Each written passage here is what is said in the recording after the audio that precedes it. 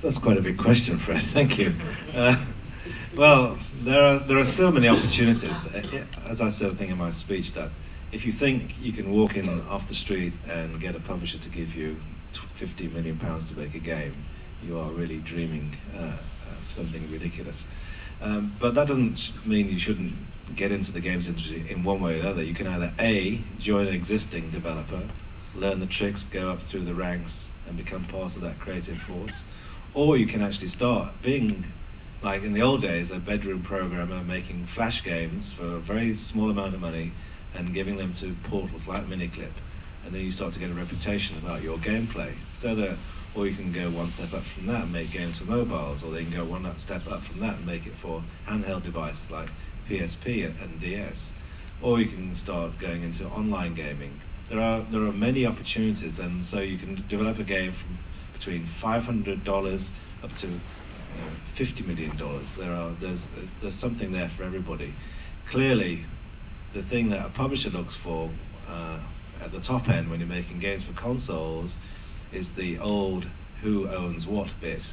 Now, if you've got a great reputation, if you're an existing developer and you go to a publisher, you're already funded, you've got a track record, and you've got some intellectual property, you're likely to be able to hang on to some of that, if not all of it. If you're a new studio with no track record, no money, it's not surprising that a publisher will say, okay, we will fund you, but we want to own the intellectual property. And at the end of the day, it's the IP creation is one thing, but it's who owns it is the most important thing, because value in any entity derives from who owns the intellectual property.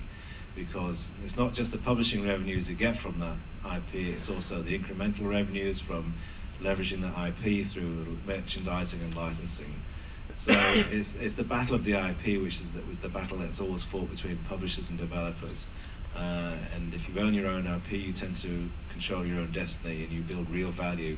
The multiples you get, the valuation of a company, if they own their own content, is hugely more than somebody who's a company that's a work for hire, who owns no IP. So many areas you can join in, but the important thing is don't just create your own IP, try and hang on to it, which means you have to get your own funding usually. I'll just have a couple of points to add to that. We talk about the low barrier to entry into these new sectors, casual games, flash-based games, even browser MMOGs, which are comparatively very cheap to make compared to the sort of high-end $50 million type games. There's a lot of things that can go wrong in those type of models, and certainly in the MMOG space. But there's some good examples, obviously, within the European markets. We've got RuneScape coming from Jagex in the UK, Gameforge, Games, Travian, those types of German companies as well, who have sort of started off very small and have managed to sort of make the transition into a very successful and formidable business. It's hard to kind of replicate that kind of success. So part of the equation is learning about what skills are needed in those types of environments, as opposed to just the kind of creation of content type environment.